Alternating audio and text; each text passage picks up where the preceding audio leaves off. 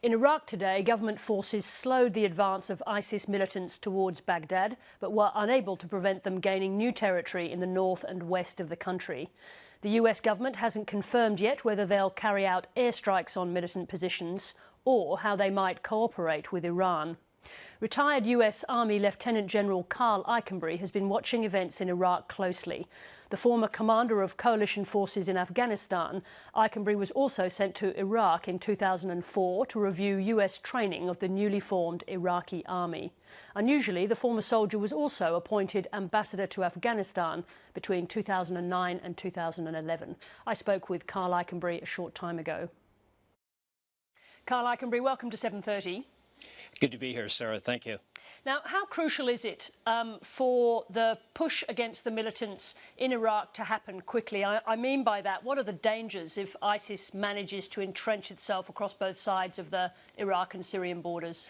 Well, first, Sarah, I think that the advance that ISIS has had over this past week, which has been absolutely stunning, I think it will come to an end here quickly. I think the combination of the militia, what's the rump of the Iraqi army, the Kurds, probably with help from Iran, they'll be able to contain ISIS advances in a conventional sense.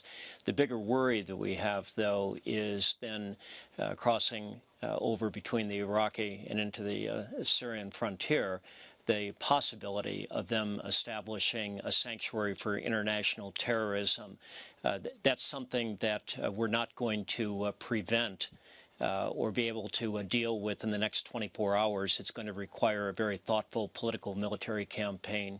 Just before we get to the question of what should happen right now, particularly in terms of what the US and what Australia does, just tell me, first of all, what happened to the Iraqi military? I think the US has spent something like $20 billion training that army, and it appeared to vanish in Mosul. What happened? Now, it's a pathetic performance. I think several reasons. First of all, that an army is only going to be as good as the political order that it's called upon to defend, and the Maliki-led political order has been a disaster. It's not an inclusive order. It's very sectarian in its politics. Secondly, I think that if we look back on the formation of the Iraqi army and the way that we've moved forward with it, the international community, the Americans, there was a decision made back in 2007 to create Sunni militia. It was a good tactical decision. It got results, but we're paying a price for that because that decision then led to the Sunnis to be excluded from the core of that army. And the third is, Sarah, something that we have to bear in mind, perhaps looking at Afghanistan, we have to bear in mind that the Iraqi army is a volunteer army. They're very well paid, and it's questionable whether that army has a deep soul, so to speak, or are they really a mercenary force. All right, I'll come to Afghanistan in a second, but you raised an important point there, which is the actions in recent years of the Iraqi Prime Minister Nouri al-Maliki. Why should America and, to a lesser extent, Australia get involved with helping al-Maliki, given the degree to which he has oppressed his own people? Well, it's not a question of helping Maliki. It's a question of looking at what our vital national interests are, and a primary national interest is to ensure that a large sanctuary for international terrorism does not develop in that part of the world. Now, in order to achieve that result, I think that we should be compelling Maliki to adopt a national unity platform. It may be too late for that, but we also have to be looking for allies and partners wherever we can find them, to include, in this instance, perhaps Iran, perhaps Russia, and they have to be engaged in this effort as well.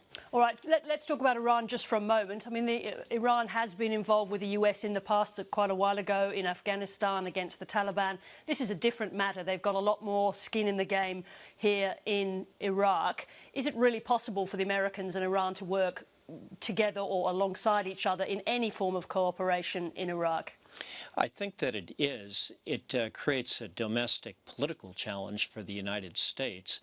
The United States often has great challenges in dealing with another country where we have a primary issue that we're trying to negotiate our way through, in this instance with Iran, the nuclear issue. But we have a very hard time then being able to take other issues where we share common interests with that particular country and then deal with those on their own.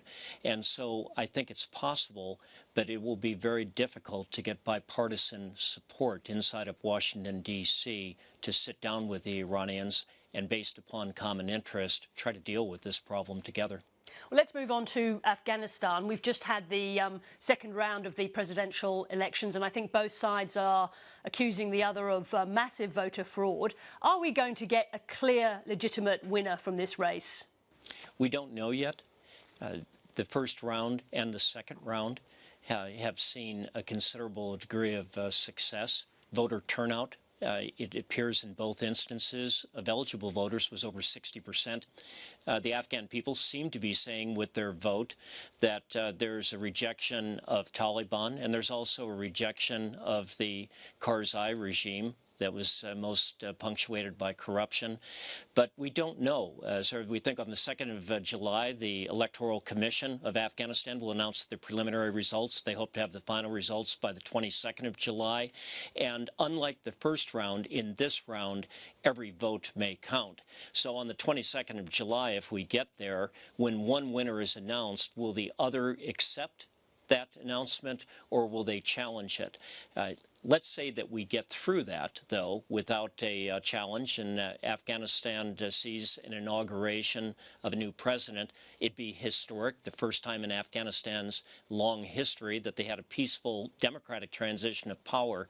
But we also have to be realistic. Whoever is going to be the next president, whether it's President Abdullah or President Ashraf Ghani, while the agenda that they face as they walk into the presidential palace is really daunting. They face an enormous amount of problems, and we've seen over the last 10 years around the world that there's been some pretty good election days in different countries and different capitals, only to find out several months later that the amount of problems that the Democratic elected leader is facing are just overwhelming. No, and in this instance, do you think that they can withstand the return of the Taliban if the troops are going to be withdrawing after 2014? Whether or not we get an agreement to keep a rump force in place, can the Taliban be resisted?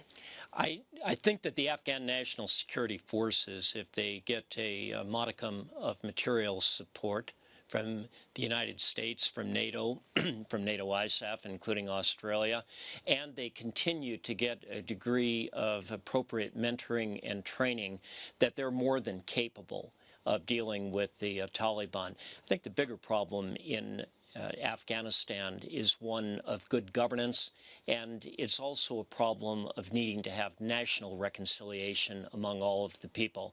So Taliban's a problem, it's a military problem, but I don't think it's really the strategic problem that the next president of Afghanistan will be facing. Karl Eikenberry, thank you very much indeed for joining 7:30. Thank you, Sarah.